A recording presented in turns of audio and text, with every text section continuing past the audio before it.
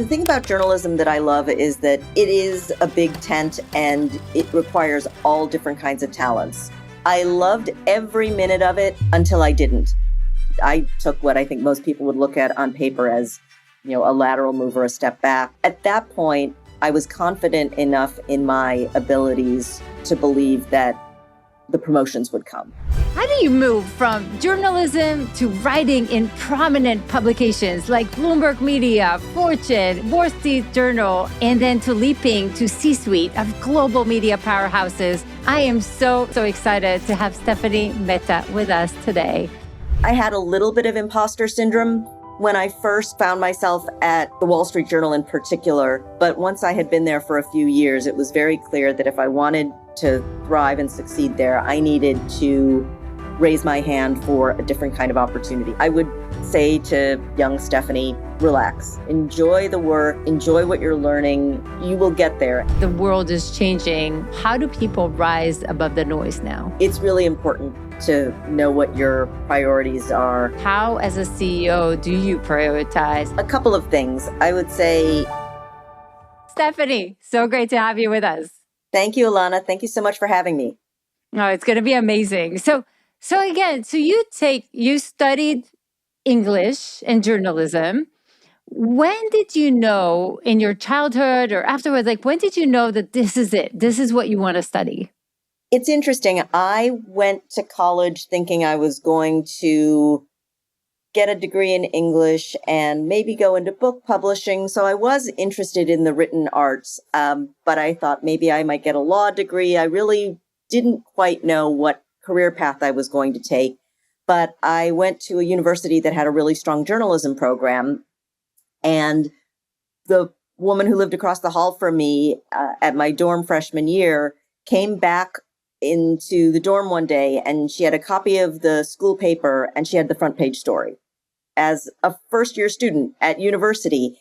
And having not worked for my high school newspaper or had any experience with media at all, I just thought this was the most miraculous thing in the world. And again, this is the days of print journalism. This was pre-digital. So the fact that you could walk into the newspaper at 5:00 on a Monday evening and by 6 a.m. the next morning, your name was on the front page of the college paper. I just thought it was magical and I wanted to know more. And she let me tag along and follow her into the paper. And they let me join the new reporters bureau and I was hooked.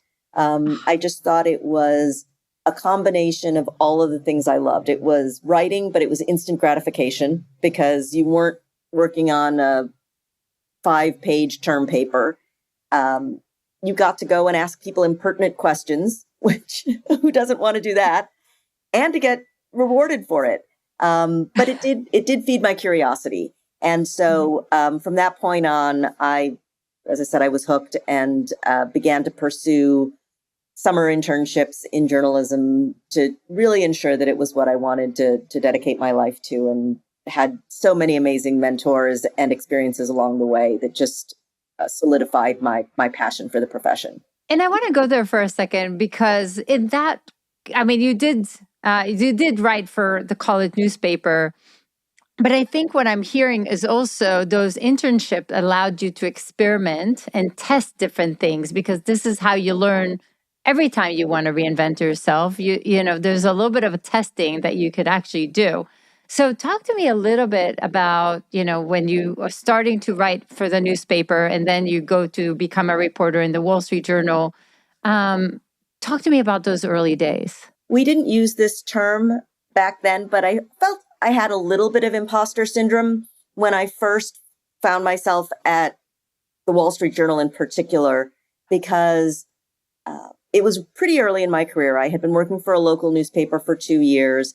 I got recruited to come up to the Wall Street Journal. I was working in the Small Business Bureau, which turned out to be amazing foreshadowing because I now dedicate a lot of my time thinking about entrepreneurs and founders. But back in the early 90s, writing about small business for a publication like the Wall Street Journal was not the place to be. It was a small bureau. It was never the stories that were getting on the front page. The Wall Street Journal at the time was completely focused on covering justifiably the world's largest publicly traded companies. And so I was in a small bureau that was not at the center of attention. I was relatively young in my career. And so I really felt every day that I didn't belong there, that I was not part of the cool kids club at the Journal. And at the time I was there, it was also a very competitive place. So there were a lot of people who did not want to share resources, share bylines, a lot of sharp elbows. I learned a lot, and I don't blame people for being sharp elbowed, but it was not a particularly nurturing time. So what do you think you got out of it, though? I do want to reflect on that for a second. How did that build you?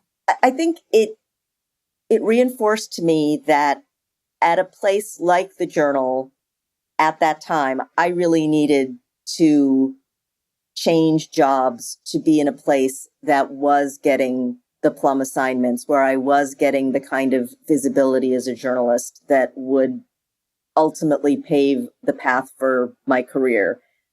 It wasn't that I'm still in touch with my first boss there. We exchange holiday cards every year. I'm grateful for the nurturing, and at the time, I didn't realize it at the time, but I probably wasn't ready for one of those more ambitious jobs. I needed a little bit of a gentle entry into the Journal. But once I had been there for a few years, it was very clear that if I wanted to thrive and succeed there, I needed to raise my hand for a different kind of opportunity. I did need to cover those big publicly traded companies. I did need to write about mergers and acquisitions. I did need to write about big strategic changes going on in business.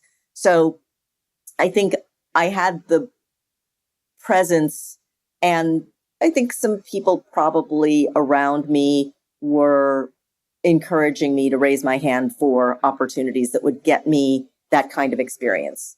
And that's amazing. So, and again, you mentioned at some point, I heard you say that there's a difference between a good reporter and a featured writer.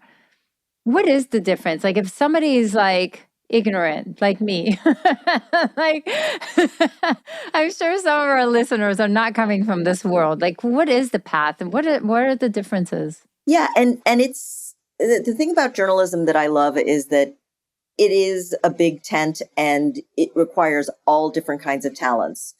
So when I was at the Journal, there were a lot of people who were great reporters. They could talk to sources, get information that nobody else had, confirm that information. It's very important to say that this is, all the places I've ever worked, we don't publish things that we don't confirm from multiple sources. But just on the strength of their ability to gather information, they were able to have really successful careers without ever having to be masterful writers. And then there were people, when I worked in magazines, where they could take the thinnest of information, but turn it into a beautifully written story. And that was also rewarding for readers, just in a different way.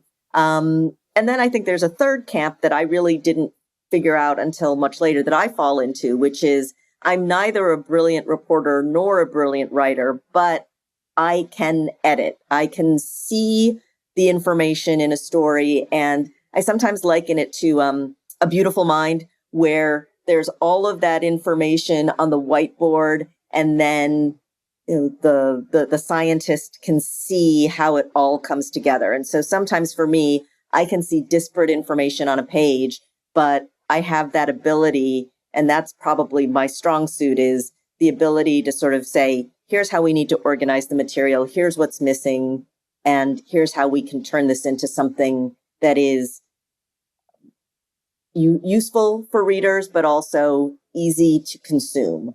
And so that's a third path, and journalism needs all of those things. Right. Well, first of all, thanks for explaining. Like, I didn't even think about that. But so at some point you jump to Fortune magazine. Yes. Take me first of all to why, because I think for a lot of our listeners, maybe they know that they want to make a change, but sometimes you don't know when you want to make a change, right? Like sometimes circumstances force you, and sometimes, you deliberately decide that this is your time. What was it for you, Stephanie? And Thank you for the question. I felt, going back to the sort of buckets of skills you need to be a successful journalist, I was learning how to be a really great reporter at the Journal. I had been in the same, they would call them beats. You have an area of expertise. I had been covering telecommunications for about 3 years. I had really good instincts on who to call to get information. I knew how to advance a story or advance a theme. But the Journal is a place where it's less so today, but at the time it was pretty formulaic. There was information that you needed to communicate. There was a house style. There was a way of communicating information. And so I started to feel like I was stagnating a little bit, and I wanted to learn the art of magazine writing. And this was a time when in the late 1990s, early 2000s, magazines were going through this major renaissance. There were a bunch of magazines being created. There was a lot of advertising being fueled largely by your old friends in the tech world. This was Oracle and Cisco, and all of these Silicon Valley tech giants were really, for the first time, starting to advertise in magazines. And so as a result, there was just a ton of advertising available to magazines, and they were looking for writers to fill the pages. And so I was lucky enough to be one of those folks, and so made the leap to Fortune, where I was really able to work with some amazing editors that helped me understand how you write a magazine story. oh my God, I love that. And tell me, but I think what when I look at your journey, sometimes it is all about more and more and more. I'm going to learn more. But I think sometimes, and some of the best moves, and I talk to a lot of leaders, sometimes the best moves are actually the lateral moves, or even you need to sometimes take a step back in order to grow in a tree that is more relevant for you, or climb a ladder that is more relevant for you, right? So take me a little bit to some of these moves that you made, and kind of how do you differentiate for them, and maybe give me an example. Yeah, I think my move from the Journal to Fortune was very much a lateral move. I was actually a deputy bureau chief. That's what they called them at the Journal back in those days. There was an editor of our section, and I was one of the deputies. So I had a nice career path at the Journal. I was editing and writing. I had opportunities to interact with the top people in the organization. But as I said, I felt like I was stagnating from a skills perspective, maybe not professionally, but from a skills perspective, I didn't think I was growing. And so Fortune really did offer me an opportunity to try something new. And Ilana, I say this all the time, I'm coming from a place of incredible privilege. I had the opportunity to make a lateral move. The money was comparable, so I didn't feel like I was going to have to take a step back. From a lifestyle perspective, at the time, I was just getting married, but didn't have kids. So there were a lot of advantages I had that allowed me to make a move that was the right thing for me from a skills perspective. I know that it's not always that easy for people to make those kinds of moves, because there are financial considerations, because they have obligations that require them to stay where they are. So I want to be really, really self-aware in saying that I had the benefit of being able to make this move. But yes, I took what I think most people would look at on paper as, a lateral move or a step back. But I also felt like two things. One, I knew I would learn a lot. And two, at that point, I was confident enough in my abilities to believe that the promotions would come. And they did.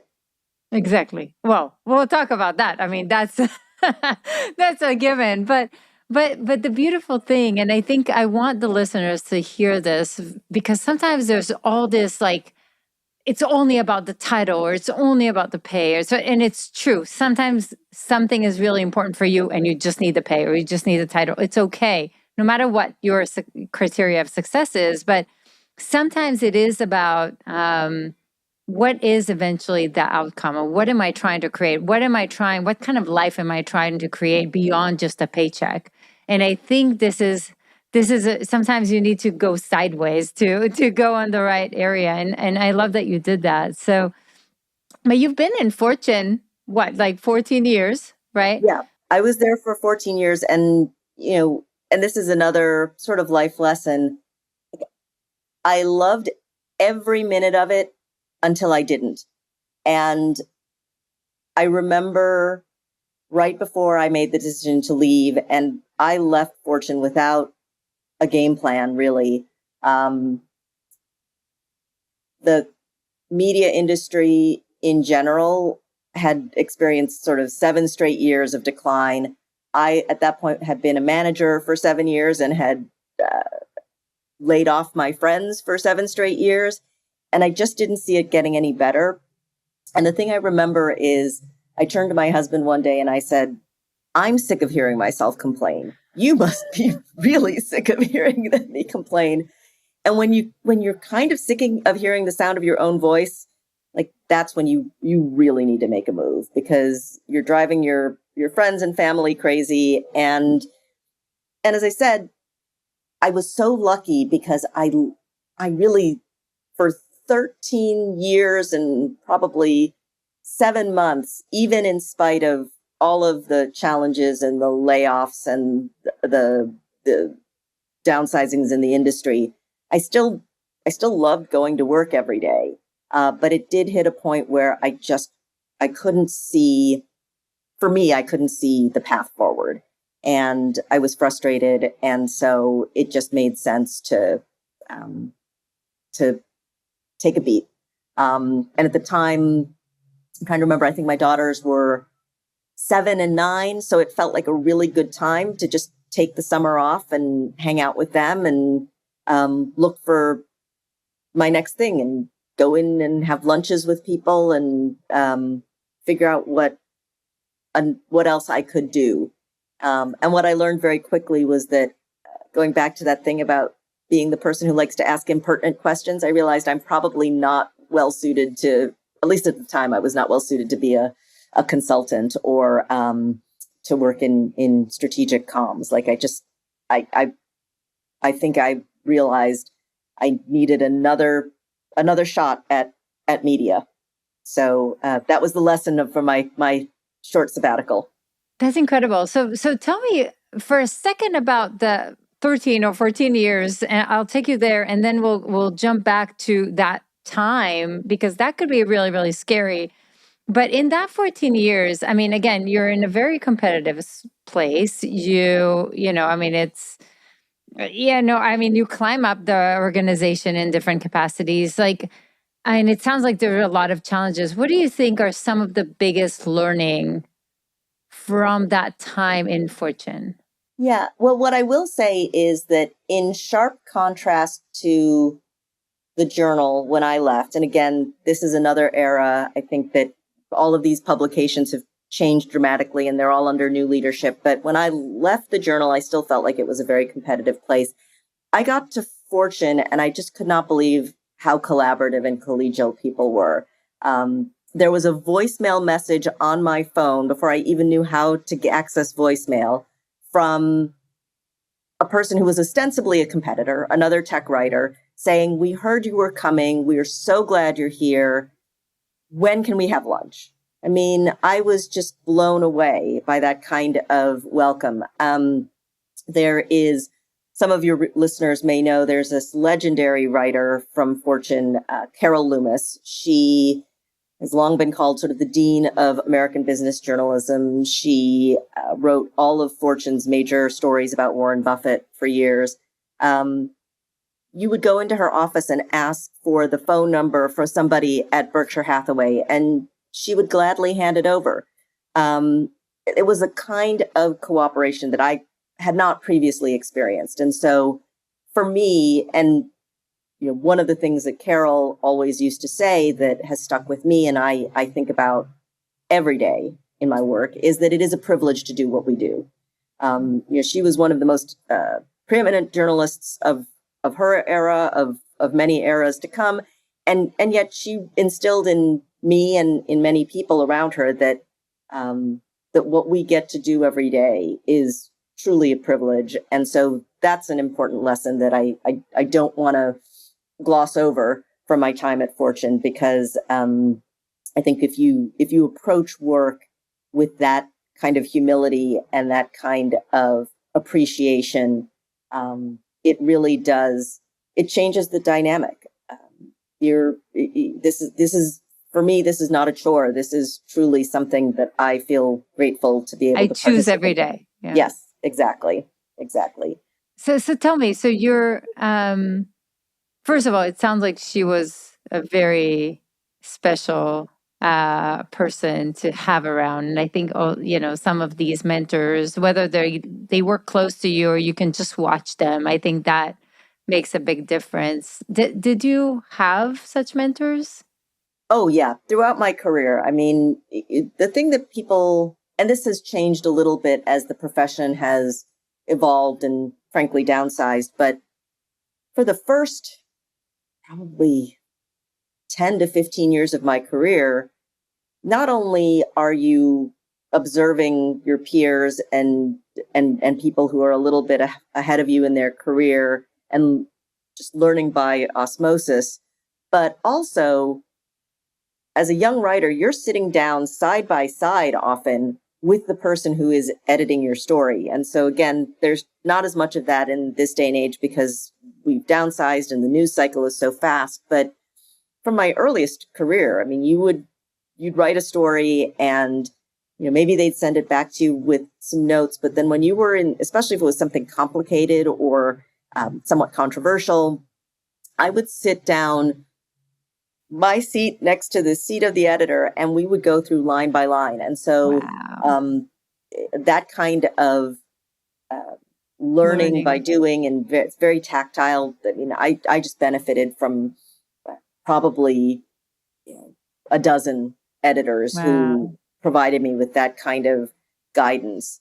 And then, as I said, Carol was incredibly special just because you got to observe the way that she operated. She often would do these lunch and learns with reporters of frankly, I was not a baby reporter at the time I arrived at Fortune, but I still would sit in on the lunches she would do with the interns and would learn so much. And every one of her stories that she wrote was essentially a master class in how to report it, because she had a way of writing that was very, very easy to read, but also because she was showing her work. She was showing how she arrived at certain pieces of information or certain conclusions. And so that was also super instructive. But mentors are incredibly important. I mean, I think this is a theme that that your listeners have probably heard from many a guest. There's no substitute for having somebody, whether it's a boss or somebody inside your organization, take an interest in you. And it's not just about supporting you and giving you words of encouragement, but it's also oftentimes giving you a little bit of tough love and telling you the hard things you need to hear. I agree. So take me. So we're in this era where you decide to leave this place, and again, it was, yes, there were issues, but it was safe, right? So you don't have a parachute. You decide to just leave. Was there fear of losing relevance, or what if I can't find, or it was just kind of, you just had confidence? No, there was fear for sure. I think the fear was about whether or not I could find a profession or an industry where I could have as much impact, but also, frankly, personal fulfillment as I had in journalism for the previous, at that point, 17 years. again, I don't want to sound like I'm being super high-minded about it, but journalism is a little bit of a calling. And so to think about leaving journalism and moving into another profession, I think my fear was that I would never have that sense of purpose and mission that had fueled me for so much of my career. So that was the real fear. I think there was a little bit of fear about the profession more broadly. I was worried that I wouldn't find a place in another profession, but I was also sad because it just felt like, and some of this is just being in my own head, but having lived through sort of year after year after year of downsizing, I was just sort of really afraid for whether some of these institutions that I had grown up in would themselves have a future. Yeah. And so again, so you take this break, you have your kids. I mean, they're 9 and whatever you said. So your guys are having fun. And then at some point you land Bloomberg and Vanity Fair, but talk to us a little bit about like, how do you make some of these leaps? How do you land some of these opportunities and what, how are you deciding to leap to these? Yeah, and this is another example of sort of networking and mentors coming into the picture. It had been about a month and a half after I left Fortune, and I was doing, informal lunches with people and taking my kids to museums. And I got a call from a gentleman who had been a mentor of mine at Fortune. He was a former editor of Time magazine and had been sort of assigned to be my mentor, but was a just terrific sounding board and advocate. And he gave me a call and he said, I'm sitting here talking with the editor of Bloomberg Business Week. They have a conference that is, he's not happy with the progress they're making. Would you be willing to come in and do a little consulting for them? Basically come in and do a project, help them get the conference back on track. And at that point, I didn't have anything else going on. And I thought, well, I could go in 3 or 4 days a week and help out. And so he connected me with the Bloomberg Business Week editor, whom I had known a little bit from my old Time Inc. days. And that project turned into a full-time job.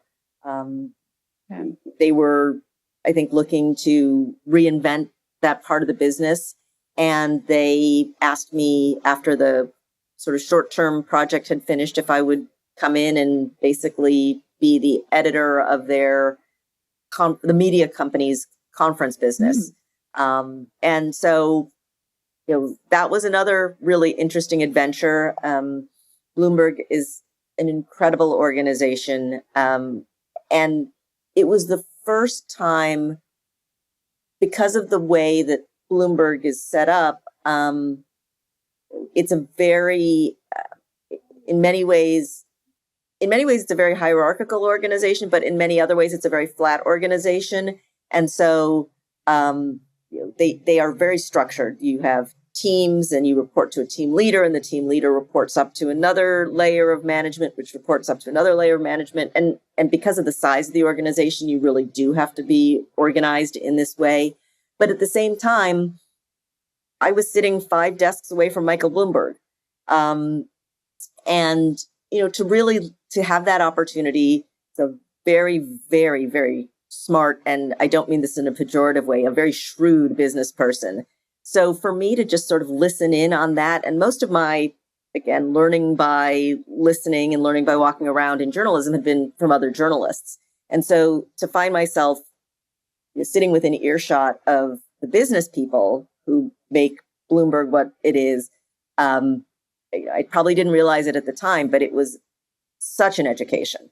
And I'm sure you're taking a lot of this to what you do today, which we probably gonna we have to go there, because I think again in like 2022, right? You kind of made that ultimate leap to editor-in-chief of Fast Company to CEO of so talk to me about that move Because I think to be a CEO of anything is very different. Like, I think the difference between number one and number anything else is light years away, which took me time to realize. but can you share that journey a little bit, and what is it like to step into a role like this? I want to start by saying that I don't think I am the kind of person who could be the CEO of just any company.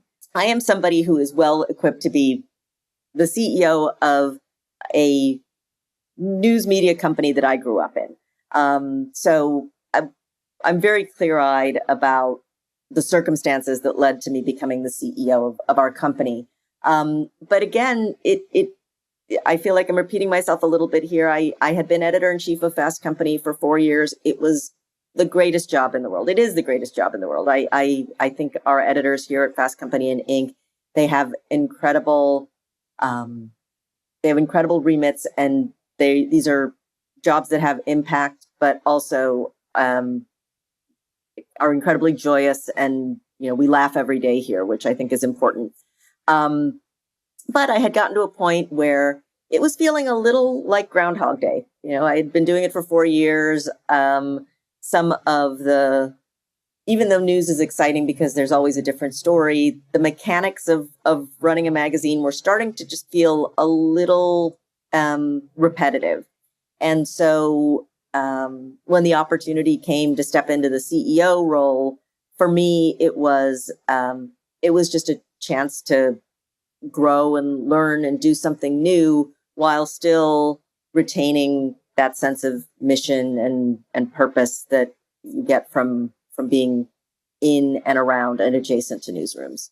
Walk me through for a second that day or time when you become a CEO, because that's not that straightforward, right? Like, obviously, you build that reputation and experience for a few decades, right? But ultimately, somebody needs to say, hey, you are going to become that CEO. So walk me through, like, how did that even happen? And again, these things happen in the hidden market. These things don't happen on job boards. They don't happen, it's like somebody needed to ask Stephanie specifically, like, how did that happen? When I got the job as editor of Fast Company, I had the great opportunity to spend some time with our owner. Joe Mansueto is the founder of Morningstar, the financial information company. He has owned now Fast Company and Inc. I think it's 20 years now that he's been our owner. And we had many good conversations about our journalism. He is a very, very staunch supporter of media and understands the role that media can play. He is a founder who credits a lot of his success as a founder to reading Inc. magazine. It was something that he read aspirationally when he was thinking about starting his company. So we had good conversations, and he said, if you were ever interested in a different role here at Mansueto Ventures, that I should let him know. And in my mind, I always thought I would only change my job if I thought I could make a difference in the new role. And so when I hit that mark at about 4 years into my job, thinking it's time to try something different, I did think long and hard about what my contribution could be and what I could potentially do to help the company. And for me, I felt I could be a bit of a culture change agent. I felt that there was an opportunity, particularly in 2022. We were still reeling from the impact of COVID on not only the U.S. economy and U.S. business and global business, but also on companies and company culture, and trying to figure out how we could bring people back into the office in a way that was safe, in a way that would both benefit employees when we needed everybody to be together, but also create an environment that would allow people to work from home part of the time, because we have a lot of people that really like that kind of lifestyle. And so all of that balancing act felt like something that it felt like an area where I could be particularly helpful, in addition to really just trying to, I think, make some of the decisions that we needed to make to move business forward. So take me, but for you personally, to move from maybe journalist or writing mentality or editing or et cetera to a CEO is a big shift. Like there's a lot of unlearning that needs to happen. There's probably some imposter syndrome that is going to happen. Like what do you feel are some of the biggest shifts that you needed to go to or through in order to become that CEO? And it's interesting, Ilana, because I feel like I'm still learning. I We feel always like do. the things that the CEO I was in 2022 is different than the CEO I am Right. coming into 2026. I think some of the things that I had to unlearn are that for the most part, not always, but for the most part in journalism, you very rarely have to kill a project. Every project is salvageable. You can, if you've invested a certain amount of time in it, maybe it doesn't become the cover story, but maybe you can use the reporting to build a smaller story, or you'll put your notes away and you'll revisit them another time. Your hit rate in journalism is, call it 75%. You can make something out of most of your raw material. On the business side, your batting average is not that high. You, especially in the ad sales business, we lose as much business as we win, and you can pour your heart and soul into something, but if the client isn't buying, the client isn't buying. And so for me, trying to get comfortable with not winning all the time was something that, as a competitive person, I had to sort of get used to that. So that was certainly a big mindset adjustment. Nice. I think when you're the CEO, you deal with very different personalities. People in the newsroom, we have all sorts of types of personalities in newsrooms. Don't get me wrong. You have super aggressive people. You have people who are really quiet on the outside, but then they turn in a story that is just going to tear somebody to pieces, and then you have to walk them back a little bit. I thought I had dealt with every kind of personality, but then when you're the CEO, now, I mean, I don't manage these people directly, but my interactions with salespeople are much greater than they used to be when I was just editor. Engineering teams, product teams, consumer marketing, facilities, finance. You're dealing with, even at a relatively small company like ours, it really is the gamut of personalities and things that motivate people, and the things that the people who feel like they want to bring their whole selves to work, and the people who don't want to bring their whole selves to work. Like it's a much different range of responsibilities and of management. And so that was something that I had to get comfortable with as well. Right. And I love that you talked about rejection and failures. Like I think as high achievers, as competitive people, that's a big one that we need to go through. I think I scraped my knees in the Air Force to learn about like some of this, but I think otherwise I definitely see that as a big limit, like a big factor. But you talked about stories for a second, and I think for our listeners, it will be also really, really interesting because you basically lead massive brands, right? Inc. and Fast Company, etc. I think for a lot of people are like, so how do I get a story out into these medias, right? Like I'm sure that comes into their mind. So is it PR? Is it pitching? Is it what would make a story? What do you think? Like what's your take on it, Stephanie? Yeah, it's all of the above. I mean, certainly we get a lot of inbound inquiries from public relations firms, and those folks can definitely cut through the clutter, and they can craft a pitch that'll get an editor's attention, and oftentimes they'll help us get access. A lot of times they can facilitate a conversation with a founder or an executive. But I mean, some of the best stories that our editors are surfacing come from increasingly like social media. You know, when people have a presence on social media and they're starting to get followers and they're starting to gain steam, that gets people's attention. As journalists, as we are consumers as much as we are journalists. And so if we see somebody who's really compelling and who's doing something really interesting and who has a lot of followers, that's certainly a way to catch a journalist's attention. Our journalists are out in the world, and our events are great places. We have a lot of networking events. Inc. has what's called the Inc. Founders House at South by Southwest. And if you're a founder, you can register to attend. Fast Company has the Fast Company Grill. Anybody can register to attend and come. And we've got many of our journalists and editors are there.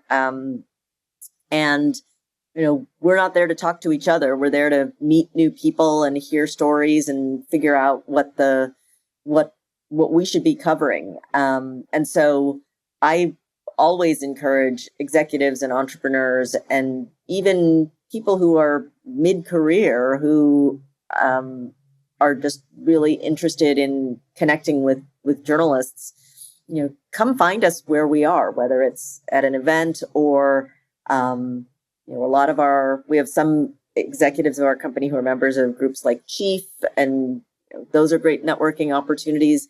So I know it's hard because a lot of people are not natural networkers. A lot of people don't love that, but I would also say, you know, I get requests to connect on LinkedIn a lot, and I do really try to be responsive and to just at least acknowledge when somebody reaches out. I love that. I You know, love that.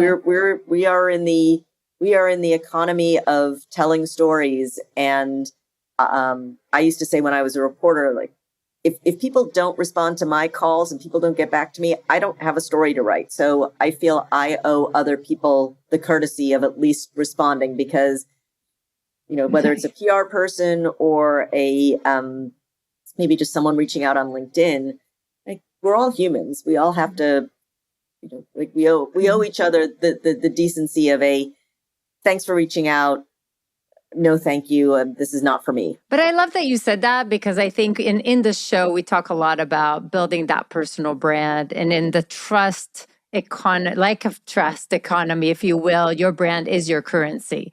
So you have to build that brand. That's what gets your attention. But also you need a good narrative, and you need the networking, because at the end of the day, again, these are all these opportunities that, yes, maybe you can pitch and maybe you can, you know, whatever, rent a PR firm. But at the end of the day, you're going to need to build that relationship with the editor or with somebody in the media in order to get their attention, right? So, but I want to also take you. So speaking of the world is changing, I know you talk a lot about the new rules of business, and you have your own hashtag modern CEO that we can talk about. Because again, like, the pace right now is mind blowing, Stephanie, and I'm sure you feel it. Everybody feels it. Cultures are changing. The level of, you know, careers are changing. Like, everything is changing. So take me a little bit. First of all, how do people rise above the noise now? That's a great question. I mean, I have two answers. One is people just need to prioritize. And that's something that I had to learn as a CEO and probably as an editor beforehand. And I don't pretend to be great at it, but it's really important to know what your priorities are on any given day, on any given week, in a month, in a year, and then just in life. If family is a priority, you have to make it a priority. This is taking you back many, many years, but after my first daughter was born, I was working as a reporter at Fortune, and I was living in the suburbs, so I had to commute. And when I got back from my maternity leave, I just started leaving at 5:30. I was back online in the evenings and answering emails and things like that, but I had to set the expectation that I would leave my desk at 5:30, because at that point in time, especially you're still not sleeping a whole lot when you've got I think at the time she was 6 months old, you just got to that was my priority. My priority was getting home to give her a bath and give her something to eat and put her to bed every day. And so I think the most important thing that we can all do as individuals to rise above the noise is make sure that we set our priorities and communicate those priorities to those around us.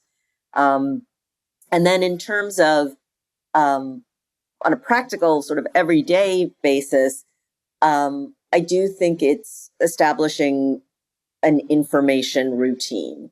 And so what are the sources you trust to help you synthesize and understand the news of the day, the hour, the minute? For me, it's going back to my old favorites. It's the Wall Street Journal and the New York Times. I'm dating myself. I don't use social media a lot for information.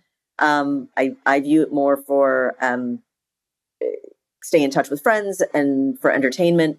If I need to know what are the headlines of the day that are most important, I go to my trusted news sources. And so those are the two things that I recommend for sort of rising above the noise, because it's really easy to go down rabbit holes, and it's really easy to look up and realize that, like, it's 3 hours later and I still haven't gotten anything done. What have I done? and I think this is so important, but also the priorities. And I think these priorities are really important as individuals, but also as companies. So I will take you there as the CEO for a second, because even, to decide which direction the company should go to, I mean, there's so many trends, there's so many noises, everything is possible, but you can't chase everything. So the question is, how, as a CEO, do you prioritize? How do you decide, which directions you want to try to go to? How do you operate at this pace? I look at it as a benefit. We have the benefit of being a very small organization. We are 200 employees full-time. We have lots of freelancers and contractors, but we're not, the core of our business is not huge. And so that, by definition, forces you to prioritize. We cannot do a ton of skunkworks experimentation, which is not to say that we don't want to unleash innovation, that we don't want our people to feel like they can innovate, but we're in the process of doing our finalizing our 2026 goals, and we have to be single-mindedly focused on our financial goals. We have to be, and our financial goals can't be achieved without editorial excellence and great ideas for our sponsors and our underwriters and our readers. So, there's intellectual property excellence that we have to prioritize. And then underneath that, any innovation that we do has to support the financial goals or the intellectual property goals. And so, would I like to go out and create a whole new business that serves innovators in a different part of the world? Sure, that would be great, but it's not right. I can't monetize that right now. Would I love to create my own social media platform? Wouldn't that be fun? I mean, there's all kinds of fun things that we could do, but if we cannot, especially in this super competitive and disruptive environment, it really does sort of help to be fairly narrowly focused. And when we think about innovation, when we think about experimentation, when we think about piloting things, it all needs to roll up. I'm also really privileged, and I'm so lucky that my executive leadership team is we are a very seasoned crew. Many of these people have been doing what they do for many years. And so, when my chief operating officer, who comes from a really strong consumer marketing background, comes to me and says, I have an idea for generating subscription revenue and generating more consumer revenue, and she comes to me with a plan, I know it's vetted because she has incredibly good instincts and incredibly good operations experience. And so it makes it really easy to say yes. So I think that's the other lesson as a CEO is you just delegate. You have to have people you trust and who have a proven track record of executing on creative ideas. Oh, I love that. And I think so the delegation is key, otherwise you can never scale. And I think one of the things that you also talk a lot about is, and we talk a lot about the future of careers and the future of work. And actually we have here in Silicon Valley a huge event in end of February, and it's going to have LeapCon, and it's going to have the president of Starbucks and the founder of Siri and Change.org and executive from AWS and IBM and film directors, etc. And one of the things that we always talk about is kind of what is happening to careers. Like in Leap Academy, we see a lot of what we call portfolio careers, like people creating multiple ventures and multiple experiments and all the, and creating not just a paycheck, but the life that they want with that paycheck. What are you seeing in terms of careers around you or around, Inc. or Fast Company or where you get what are you seeing, and how should leaders adapt? I'll say two things about that. One, and you've probably had other guests who've talked about this, I do worry that we are hollowing out the entry level at a lot of our organizations, because so much of that work could be done by AI or automation. And I think it's really short-sighted because if you're not bringing in those entry-level folks, who's going to grow with you? Exactly. And so we're starting to hear more and more companies. You mentioned AWS. Matt Garman has talked about this. A lot of the tech companies are saying, no, hold the phone. We are going to hire recent college graduates or early career folks, because we do know that that's our pipeline. But I do think if there's a correction or a retrenchment, that it's just going to be really easy to say we're going to freeze all hiring of entry level. So that's one thing I worry about in terms of careers at the sort of base of the organization. I would concur with what you're talking about in terms of building portfolios of careers. It's not unusual for me to meet people who are executives of organizations saying that I also have a greeting cards business on the side, or somebody saying that I'm actually working on my side hustle because that's the career I want to grow into when I decide to eventually sunset my corporate world. So, it's people of our generation who, you don't often think of being part of the side hustle culture. They're all thinking about sort of second act and maybe building or laying the foundation for what that could look like now. So portfolio careers for sure. I also think that we're seeing more, because we're in a world where we do see more freelancers and consultants, and not just in my world, but in every world, everyone is doing some combination of hiring of something. Consultors and offshoring. People are more willing to take a chance on people with slightly different experience sets.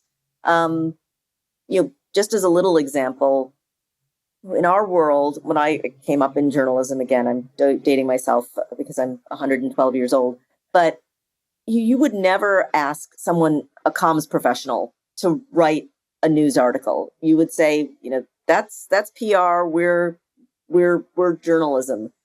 But we've had a couple of people who are comms professionals who can write really well, who have submitted really interesting thought leadership pieces for us that have done incredibly well. And again, I think maybe even 7 or 8 years ago, we would have said, nah, I don't know if I want a comms strategist writing for an editorial platform. But now, if they have something really interesting to say, we any content that resonates with people, we're open to hearing what people have to say. And so I think that is a change. And it goes back to something, Ilana, you and I were talking about earlier. Oftentimes people don't want to hear from journalists. They want to hear from the practitioners. They want to hear a CEO's first person experiences. They want to hear a founder's first person experiences. So I think there's less gatekeeping. And as a result, that opens the door to, I think, a much more varied set of experiences finding their way into, whether it's an editorial organization or it could be a consulting firm or even a tech company. Yeah, and we definitely see a lot of these movements, if you will, because these are the same transferable skills that you can do as advisor and board seat and public speaking and hustles and right, like there's like all these transferable skills. Do you think, Stephanie, and I'm just curious, like, do you think there's something that maybe people don't necessarily know that you went through that created the Stephanie that we see today? Again, this is probably a story that feels familiar to many of your listeners. I'm the kid of immigrants, and I feel like that that is so ingrained in my identity, more so than being a woman or being a journalist or being probably as much as being a parent. My mother is from the Philippines. My father is from India. They met here in the United States in the 1960s, which was a really interesting time, I think, to be an immigrant in the United States, because they predated a lot of the big immigrant waves from Asia. I think because they came from such different cultures, they kind of met in the middle in America. And that's why I have Stephanie is not a traditional Indian or Filipino name, but I think they came, growing up in the 70s, it was immigrants were really trying to assimilate. And I think very different from a subsequent generation of immigrants who really felt like they wanted to stay more close to their home cultures. But, my work ethic, my views around family, I think it all just comes from being the kid of immigrants and watching my parents both struggle, but also feel like, education was the ultimate path. And they would make sacrifices on a lot of things so that my brother and I could go to good schools and have lessons and all those good things. Do you feel this was ever in your head when you were trying to get into places? Like, did that ever hold you back or helped you, or what's your... I think it contributed a little bit to my feeling a bit like an outsider when I got started, because, as I said, I didn't write for the school paper, but my parents didn't really have an understanding of journalism. Like a lot of immigrant families, we had Time and Newsweek on the coffee table, and that was sort of a badge of assimilation and of being a middle class American family. But I remember when I got my job and my parents were really supportive of me becoming a journalist, even though I think in my heart of hearts, my father would have loved it if I had become a mechanical engineer like he was. But I think that they didn't understand how one got a job in journalism. They didn't understand the mechanics. When I got my job at the Wall Street Journal, my father he was like, so does that mean that it's like a publicity arm for Wall Street? And it wasn't that he was ignorant or didn't know what the Wall Street Journal was, but he didn't understand what it was that I was doing every day, and other than like seeing my byline and reading my stories. So I think that in some ways, not having, now you run into people, in my career, I've run into many people who are, second or third generation journalists. Like they grew up in this tradition, or they grew up in sort of, with intelligentsia all around them, which I did not. And so, I would say that on some level, it sort of contributed to, we were talking about earlier, that slight feeling of maybe I don't belong here. Which is so common for everybody, I feel. But I don't know. At least I, as a kid, had only two options: one a doctor, one is a lawyer, and that's it. So, so Stephanie, just to kind of summarize, what would be, and feel free to fill in if I didn't ask about something, but I also want to hear about if you would meet Stephanie from many decades ago, what would you say to her? A couple of things. I would say, don't feel like you need to always be looking over your shoulder. I think going back to what we had said earlier, we're all pretty competitive, high-performing people. In my earliest days in journalism, I always felt like I wasn't moving fast enough, that I wasn't progressing fast enough. I was always looking to my left and to my right to see what the other people who were sort of from my cohort were doing, and always feeling like I didn't measure up. And I would say to young Stephanie, relax, enjoy the work, enjoy what you're learning. You will get there. And maybe the path isn't exactly the path you want, but I think that I spent so much time and mental energy really kind of comparing myself to others, and whether you're 21 or 14 or 41, there's no, I don't think it's really healthy to hold yourself up to compare yourself to other people. And that's part of the reason why I think I try not to spend much time on social media. I'm not trying to see if my house is as nice as Anne Hathaway's, or I don't know why I thought of her that, but you know what I mean? Like, it's a losing game to try to hold yourself up to other people that are doing completely different things. I love it. And I think, again, there's a difference between using it for motivation and to do more and to kick yourself to do more, but also not be hard on yourself. So I think the balance is actually really hard to do. We tend to compare ourselves to somebody else's middle or success, etc. And that, it's hard. Well, and again, going back to what we were talking about earlier, I think that's why when Inc. does events for founders, we find that founders really love hearing from a founder who's 3 or 4 steps ahead of them. And because what they're trying to achieve feels attainable. Listening to advice from Elon Musk there's almost nothing that he can say that is relatable to a founder who's maybe even raising their first round of financing. Like, it's so far removed, it doesn't feel resonant and practical.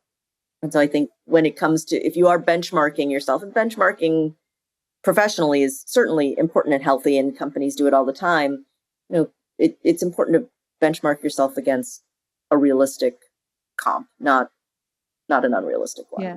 And I think what you said really helped us in Leap Academy, because I think we were able, because I went through all the different, like I think I could basically, I scraped my knees a little bit before you. So let me help you versus come from an entirely different place that just doesn't resonate. So I think you're absolutely right. So where do they find you, Stephanie, and how do they reach out, or how do they help if somebody's listening? Yeah, well, first of all, I would encourage everybody to subscribe to Modern CEO. It's a free newsletter. If you go to fastcompany.com or inc.com and just search for Modern CEO, click on my newsletter, and that'll teach you, there's a link to subscribe. And if you subscribe, you can find my reader inbox in there, and you can send me a note. It's Stephanie Mehta at Mansueto.com. And yeah, I mean, I'm always doing call outs, asking for people to share their experiences. So send me a note, and I would love to connect. Oh, that's so cool. Stephanie, this was so fun. I can probably talk to you for hours. Like, I just realized that I'm like, Anyway, but thank you for No, this being was on so the much show. fun. Thank you, Ilana. I really appreciate it. And I know we rescheduled a couple of times, so thank you for your patience on my end. It's so great to have you. More episodes that you're going to love are right around the corner, so definitely make sure to click the like button and subscribe to our channel. Also, who in your life should see this today? Do share this with them. This will inspire and help those you care about and helps us continue to bring amazing guests. And I will see you there.